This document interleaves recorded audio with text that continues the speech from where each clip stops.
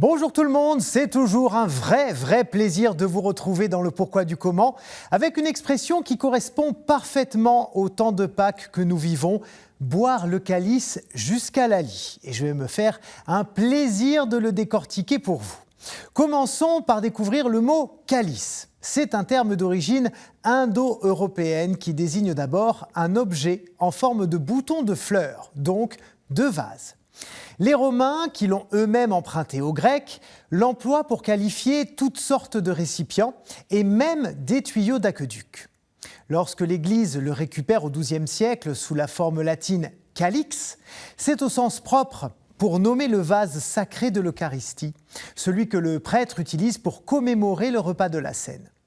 De façon figurée, ce terme désigne aussi le sang et la passion du Christ. Et la lie, c'est tout simplement, pour les boissons fermentées comme le vin, l'équivalent du marc de café. C'est une substance amère qui se dépose au fond des bouteilles. Boire le calice jusqu'à la lie, c'est donc avaler le breuvage du récipient jusqu'au bout du bout, jusqu'au dépôt amer très désagréable qui se trouve au fond. L'expression est attestée à partir de 1680 dans le sens d'épreuves cruelles. Et voici exactement l'épisode biblique qui l'a inspiré. Direction Jérusalem. À la fin de la Cène, Jésus et ses disciples se dirigent vers le jardin des Oliviers, qu'on appelle aussi Gethsémani. Et c'est là qu'on découvre l'incroyable humanité du Christ. C'est pas du tout une marionnette ou un robot qui ne doute jamais, tellement habité par sa mission qu'il accepte son sacrifice de gaieté de cœur. Non, non et renon.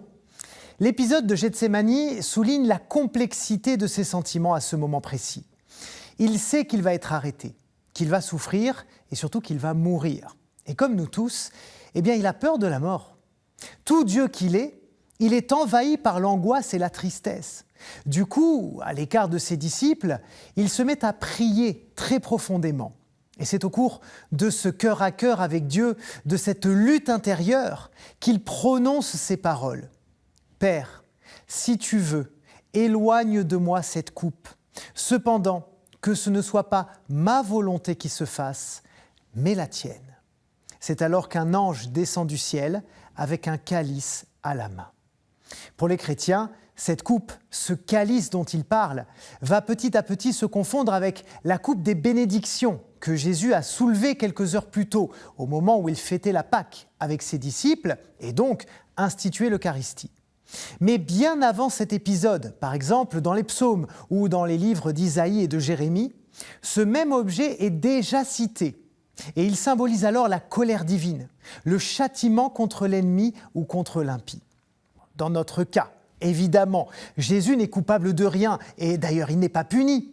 C'est ce que confirme Dieu. Dieu n'est pas celui qui châtie, mais bien celui qui sauve.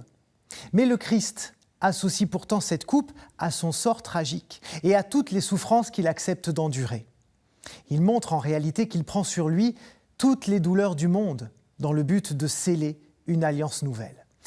Parce que, faut pas croire, Jésus n'est pas du tout suicidaire. D'ailleurs, il demande à Dieu de lui épargner la mort, si c'est possible, si ça n'empêche pas le monde d'être sauvé.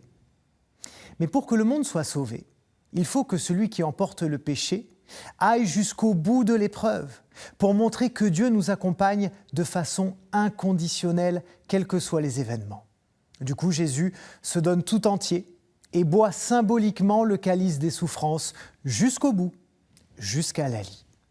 Et dans nos vies quotidiennes, nous aussi, en fait, on aimerait bien éviter les épreuves, éviter la douleur, mais parfois vivre une situation difficile jusqu'au bout nous permet de grandir et de faire grandir les gens autour de nous.